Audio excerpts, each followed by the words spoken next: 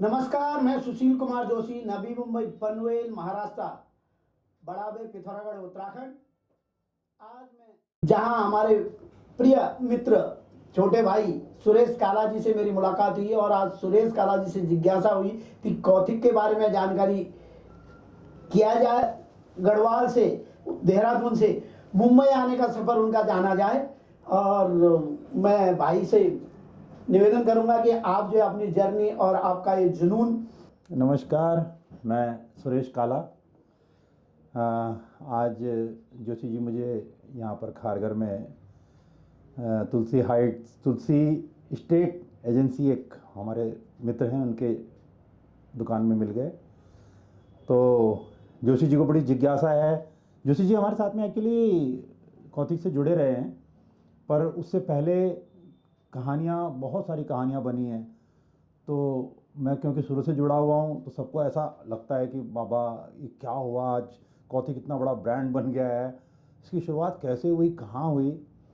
तो एक्चुअली इसकी शुरुआत मैं शुरू करूँगा अपनी कहानी 1990 में। मैं जब यहाँ आया था मुंबई में, तो 1991 में नई मुंबई में अपने भाई के पास शिफ्ट हुआ था घाटकोपर से। तो मुझे एक कार्यक्रम के लिए अशोक मल जी ने मुझे बुलाया कि हाँ, एक हमारे प्रोग्राम में आपको गाना है। तो कहानी तो मेरी वहाँ से शुरू हुई। अब कौथिक का ऐसा है कि कौथिक, सच कहा जाए तो कौथिक शब्द मुंबई में जो हो रहा है वो शुरू हुआ खंडाला में एक मीटिंग से। हमारे गढ़वाल भ्रातृ मंडल की एक बहुत बड़ी मीटिंग थी, उसमें बड़े बड़े सदस्य थे, मैं तो उसमें नहीं था। लेकिन वहाँ पे उन लोगों ने एक प्लान किया कि कौथिक नाम से एक बड़ा मेला मैदान में किया जाए, जैसे पहाड़ों में बड़े बड़े जहाँ मैदानी जगहों पे, ग्राउंड्स में ऐसे मेले होते हैं, उस तरह से उनका प्लान, वो कौथिक शब्द वहाँ से आया एक्चुअली। तो प्लान हुआ, 5-6 साल गुजर गए, उसके ऊपर कोई इम्प्लीमेंट नहीं हो पाया। तो उड़ते उड़ते खबर सारे समाज में फैल गई कि भाई यार, कोई कौथिक करना चाहिए, कौथिक करना चाहिए। मतलब जो खंडाला में मीटिंग हुई थी उसकी खबर फैली, तो सबको लगता है उत्तराखंड एक इमोशन है, भावना है आदमी की कि भाई हमारा बड़ा प्रोग्राम हो। तो वहाँ पे हमने बहुत लोगों के बीच में ऐसी खबर फैल गई कि कौथिक, तो शायद पता नहीं कितने लोग सोच रहे होंगे कि कौथिक हो। तो हम जैसे उस समय बिल्कुल ही युवा थे, तो हमने बोला यार कौथिक करना चाहिए, कौथिक करना चाहिए।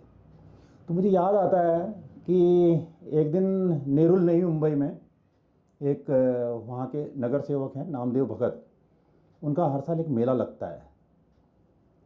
एक भगवती का मंदिर है, मंदिर के आजू बाजू में बहुत सारा एक जगह है, रोड पे, वहाँ पे बहुत गर्दी हो जाती है, उस तरह का एक मेला लगता है वहाँ पे। तो हम लोग दो जन, प्रकाश चंद जी और मैं, वहाँ से ऐसे ही गुजर रहे थे। मैंने कहा यार प्रकाश जी, ये कौथिक कौथिक करते हैं, कौथिक मतलब क्या है? कि हमने पहाड़ों में तो देखा है कि हमने एक बड़ा सा मेला लगा दिया, उसके बाद कहीं कहीं से लोग, मतलब कोई चने लेकर, कोई मिश्री लेकर, मतलब अलग अलग तरह की चीज़ें लेकर वहाँ पे लोग आते हैं। तो कौथिक तो वही होता होगा। तो वहाँ पे भी उसी तरह का माहौल था जहाँ पे हम लोग घूम रहे थे। तो हमने वहाँ पे जो स्टॉल में एक आदमी बैठा था उसको पूछा कि यार, ये आप लोग किस तरह से आते हो, आप लोग को मतलब कैसे बुलाया जाता है, कभी किसी प्रोग्राम में बुलाया जाए? तो मुझे आज भी याद है, बहुत मतलब आज कितने कितने साल गुजर गए, लेकिन मुझे आज भी याद है। तो एक स्टॉल वाले से पूछा, उसने कहा विक्टर। दूसरे स्टॉल वाले से पूछा, उसने कहा विक्टर। तीसरे स्टॉल वाले से पूछा, उसने कहा विक्टर। तो हमें ये समझ में आ गया कि ये अलग अलग कोई आता नहीं है, इनको सबको लाने वाला एक विक्टर नाम का आदमी है। तो हमने उनका नंबर लिया कहीं से, नंबर लिया तो नंबर से पूछा उनको, भाई कि सर आप, ये किस तरह से होता है, कैसे आप लोग इनको बुलाते हो? तो उनसे बोला कि भाई आप एक मैदान दे दीजिए, कम से कम 3 दिन का प्रोग्राम होना चाहिए, एक दिन के प्रोग्राम में लोग आते नहीं हैं। 3 से 5 दिन का कोई प्रोग्राम रहेगा, तो आप हमें एक मैदान दे दीजिएगा, पैसे हम आपको देंगे। ओहो, हम लोग वहाँ से दोनों दोनों निकले। हमने कहा ये तो बड़ा मज़ा आ गया यार, हम ऐसा बड़ा बड़ा प्लान कर रहे हैं, अगर उत्तराखंड से स्टॉल तो बहुत बाद में खैर प्लानिंग हुई, मैंने कहा स्टॉल स्टॉल नहीं भी आएंगे कहीं से तो ये सब पे सब तो है ही ना, इनको बुलाएंगे और वहाँ पे बैठा देंगे और ये पैसे भी देंगे हमको। तो मैदान हमारे पास था ही, वाशी उत्तराखंड भवन उस समय तक बना नहीं था, तो वो पूरा एक मैदान था।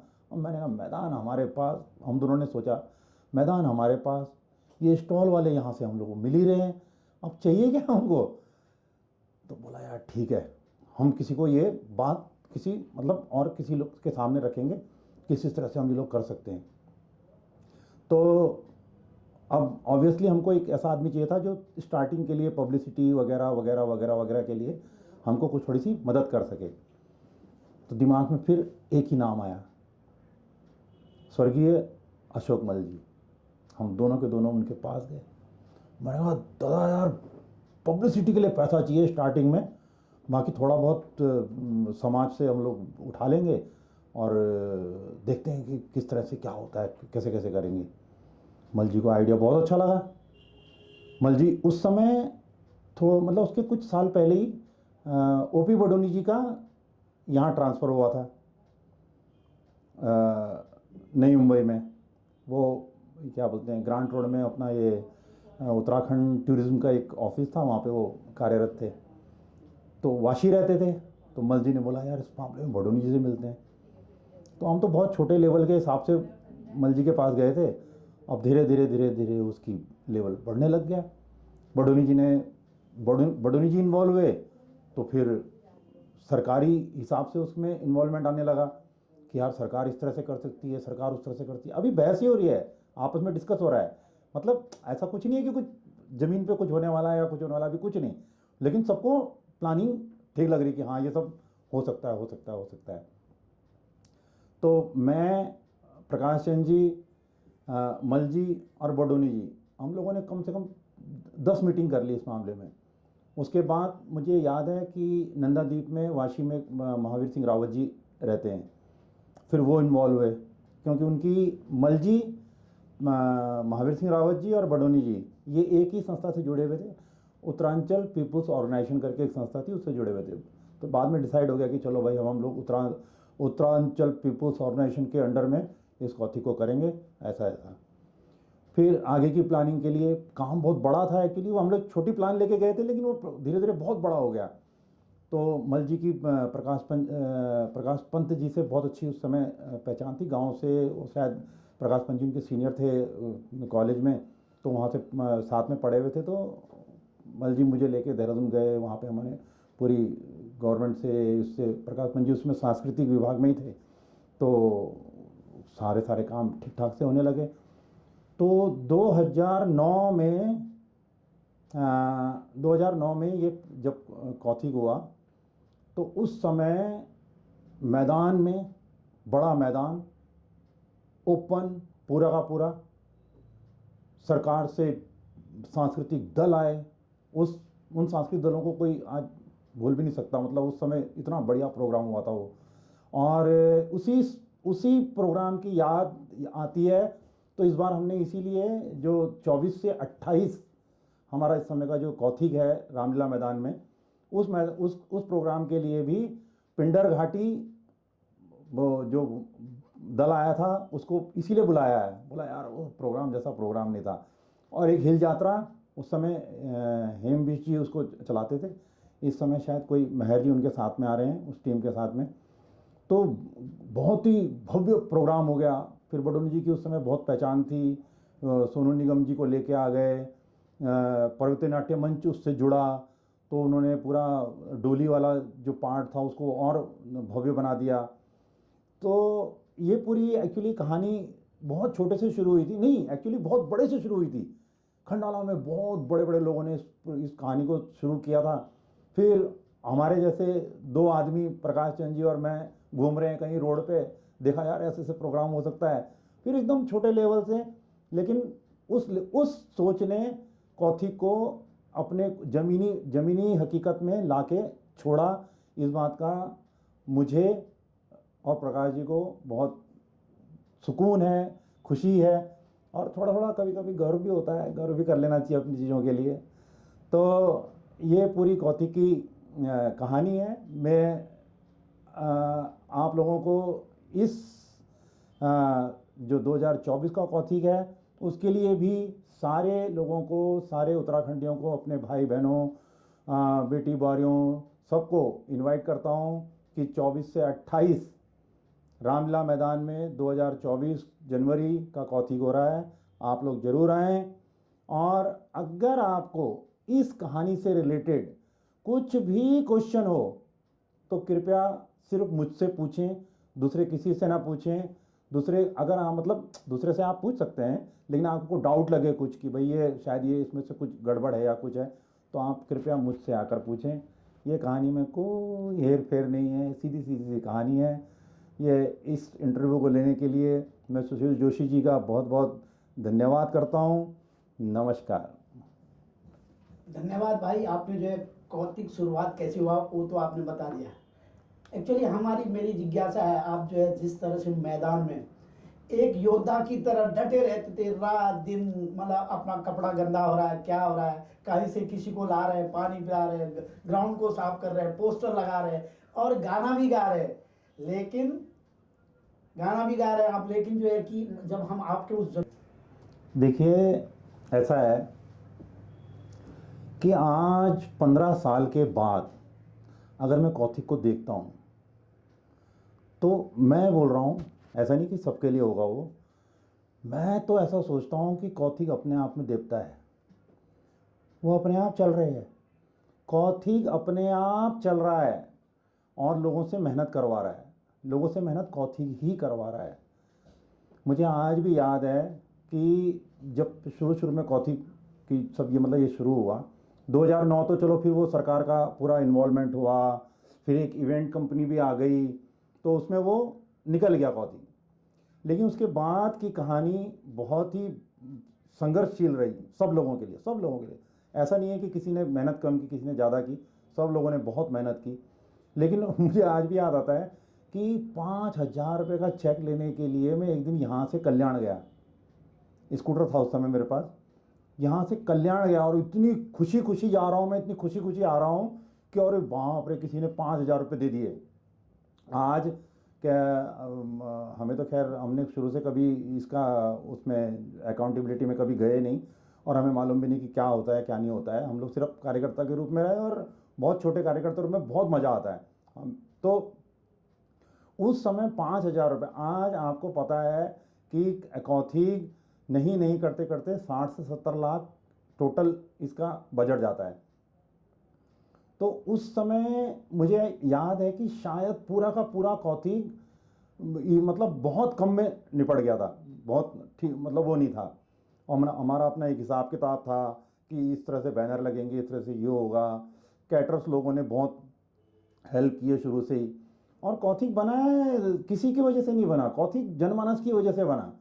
जनमानस ने बनाया कौथिग को, हम तो निमित्त। मतलब ये हो गया कि भगवान ने हमको चुना, कि हम जो भी लोग थे पूरी टीम, हमको चुना कि भाई आप इसको स्टार्ट करो। लेकिन बना ये सिर्फ और सिर्फ जनमानस की वजह से है, जनता जनार्दन की वजह से है। जनता ने इसको इतना प्यार दिया, इतना प्यार दिया कि जैसे क्या आप आज की डेट में किसी के पास भी किसी डोनेशन के लिए या किसी भी मतलब पैसे के लिए जाएंगे तो कंपनी क्या कहती है, आपके प्रोग्राम में कितने लोग आते हैं। सारी कहानी वहीं टिकी हुई थी। लोग दूर दूर से कौथिग में इन्वॉल्व हुए, इसका दायरा बढ़ता गया, पैसा बढ़ता गया। पैसे का मैं आज फिर कह रहा हूँ कि आज तक हमें नहीं मालूम कि इसका अकाउंट किस हिसाब से चलता है, क्या चलता है। हम छोटे कार्यकर्ता के रूप में रहे और उसी में ही अपने को बहुत सही मान के चलते हैं कि हम लोग करते रहे इसको। तो शुरू में अब जब पैसा नहीं था तो झाड़ू कौन मारेगा, दरी कौन बिछाएगा, कुर्सी कौन लगाएगा, स्टेज कौन सजाएगा, वो सब हमें करने का सौभाग्य प्राप्त हुआ। हमने कोई किसी जनता के ऊपर कोई एहसान नहीं होता, समाज के ऊपर आदमी एहसान नहीं कर सकता। समाज बहुत बड़ी चीज़ है। समाज के ऊपर एहसान बोले कि मैंने समाज के ऊपर एहसान किया, वो आदमी दुनिया का सबसे बड़ा मूर्ख है, नहीं हो सकता। तो मेहनत जो भी की होगी, हमको तो उसकी खुशी भी है और अपने हम उसको उसका अपना सौभाग्य समझते हैं। मैं प्रकाश चंद जी का नाम भी इसलिए हमेशा लेना चाहूँगा क्योंकि उस दौरान दो आदमी थोड़े कुछ ज़्यादा ही पगलट के रूप में काम करते थे। तो भाई जिसने किया है उसने किया है। आज प्रकाश चंद जी इस कौथिग में हमारे साथ में नहीं है, वो बात दूसरी है, लेकिन जो है वो है, उसको कोई नहीं बुला सकता। धन्यवाद भाई साहब, आपने जो है इतना कौतिक के बारे में, कैसा कौतिक जो है हमारी जो है देवभूमि से इधर आया, उसको हमारे यहाँ तो मेला के रूप में जो है मिलन जुलन और एक दूसरे के सही मतलब एक दूसरे से जान पहचान का एक साधन होता था पहले। और आज जो है बम्बई में भी वही है कि हम लोग सब लोग कौतिक का इंतजार करते हैं, नए नए कपड़े बनाते हैं, नए नए लोग सजते हैं। हमारे बच्चे लोग, हम जो नए नए यंग जनरेशन जिनको कौतिक का को भी मालूम नहीं है, वो भी चाहता है कि भाई कौतिक कब हो रहा है, कौतिक कब हो रहा है। हमारे घर में हो या इधर हो उधर, वो जहाँ भी जाते हैं 12 महीने 24 घंटे कौतिक का ही कौतिक नाम लेते हैं, भैया कौतिक कभी हो रहा है। और इस जनमानस ने और ये आप लोगों के खून पसीने ने आज जो है उत्तराखंड की एक पहचान महाराष्ट्र में बनाई।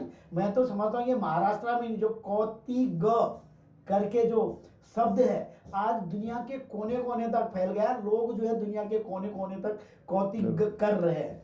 और जो है पहले अभी कुमाऊं में हमारे क्या बोलते हैं कौतिक, और गढ़वाल में गौ बोलते हैं, और गौ और गौतिक का मतलब सम्मेलन होकर के, और हमारी पहले जो है हम सभी तीनों, वैसे तो रीजन 3 रीजन है, तीनों रीजन वाले एक साथ आते हैं, एक साथ इकट्ठा खाते हैं पीते हैं, एक दूसरे की संस्कृति और सभ्यता का मेल जोल देखते हैं, और बच्चे लोगों का आपस में मेल मिलाप होता है। ये आप लोगों ने बहुत बढ़िया काम किया, और आप लोगों के जुनून और आप लोगों के ये मेहनत को मैं तो बार बार सैल्यूट करता हूँ। और आप सभी लोगों से निवेदन करता हूँ जो जो भी इसको देख रहे हैं, रियल में जो हकीकत है ये हकीकत है, और हकीकत को हम जो है अब जो है 2024 में और उजागर करने वाले हैं। आप सभी लोगों से निवेदन है कि अपने अपने माध्यम से हमारे जितने भी ग्रुप हैं, हमारा जो कौतिक का जो भी दायरा है उसको बढ़ाइए, और जो है हम सब उत्तराखंडी एक होंगे कौतिक के माध्यम से। तो इस तरह से मैं आह्वान करूंगा, मैं आप लोगों से निवेदन करूंगा, आप लोगों से प्रार्थना करूंगा, 24 तारीख से 28 तारीख जनवरी 2024 में जो कौतिक होने जा रहा है उसमें आप तन मन धन से जुट जाइए। और मैं तो आप सभी लोगों से निवेदन करता हूं कि पहले आप जन जुटेंगे तो सब जुटेगा। धन्यवाद। जय हिंद, जय उत्तराखंड, जय महाराष्ट्र। सुरेश काला जी का मैं मनपूर्वक आभार व्यक्त करता हूं, और इसी तरह से जो है हम एक साथ जुड़े रहें। और सुरेश काला जी से बोलूँगा, वो बहुत अच्छे गायक हैं, अगर बाय द वे अगर एक गाना अपना गुनगुना देंगे तो 4 चांद लग जाएंगे। गाना तो ठीक है वो, लेकिन एक विनती मेरी भी है, इस पूरे ब्रांड को अगर आप लोगों ने संभालना है तो नई जनरेशन को इसके लिए आगे आना पड़ेगा। पुराने लोग इसको धीरे धीरे नए नए हाथों में सौंपने की कोशिश करें, नए मेंबर बनाएं। कौथिक की जो सोच है उसको मंच से और मैदान से बाहर निकाल कर जो आगे बच्चों के लिए कुछ फलदायी हो, हम कोई छोटा जगह ले सकें जहाँ पे उत्तराखंड के लिए कुछ दूसरे क्रियाकलाप हो सकें। तो ये बहुत सालों से बहुत लोगों की सोच है, कृपया इसको आगे बढ़ाने में मदद करें, और इसकी मेंबरशिप जल्दी ही शायद आगे आएगी। तो जितने मेंबर बढ़ेंगे उसी हिसाब से इसका और भी रूप भव्य होता रहेगा। तो गाने के लिए ऐसा है कि जय जय हो बदरीनाथ,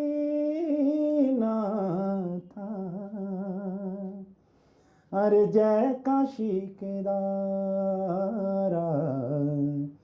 जय जय हिमालय हो, जय काशी केदारा, जय जय हिमालय। नमस्कार। धन्यवाद भाई साहब। हमारे साथ है लोकेंद्र ओझा जी। मैं लोकेंद्र ओझा जी से भी आग्रह करूंगा, निवेदन करूंगा कि उन्होंने जो ये बातें सुनी उनको कैसी लगी, और आने वाली कौतिक में आप क्या सोचते हैं। नहीं, बहुत बढ़िया। जैसा कहते हैं कि जब हौसला बना लिया है ऊंची उड़ान का, तो फिजूल है कद देखना आसमान का। तो काला जी ने जो कहा वो बिल्कुल सही बातें हैं कि कौतिक जो है एक देवता है। और जैसे काला जी ने कहा कि हम तो माध्यम हैं, तो जैसे रेलगाड़ी चलती है काला जी, जैसे रेलगाड़ी चलती है, अगर उसमें पैसेंजर नहीं रहेंगे तो रेलगाड़ी आगे चल ही नहीं सकती है, सरकार उसको बंद कर देती है। तो उसी तरह से ये जो कौतिक है, और ये जो है जनता जनार्दन की वजह से अभी तक चल रही है। और इस बार 24 से 28 जनवरी जो होगा एक उत्तराखंड का महापर्व मनाया जाएगा। आप सभी से विनम्र निवेदन है, पूरे परिवार के साथ, मित्रों के साथ, और जितने भी आपके पहचान के ग्रुप हैं, व्हाट्सएप हैं, फेसबुक हैं, इंस्टा है, जहाँ पे भी आप इसको प्रचार कर सकते हैं उसका प्रचार करिए। और इस बार एक नया स्वरूप आपको देखने को मिलेगा। तो तब तक अगले इंटरव्यू का इंतजार कीजिए। जल्द ही आपसे वापस से रूबरू होंगे बढ़ावे के जोशी जी। धन्यवाद। जय हिंद, जय उत्तराखंड, जय महाराष्ट्र। कौतिक को सफल बनाने के लिए सभी को मनपूर्वक आमंत्रित करते हैं।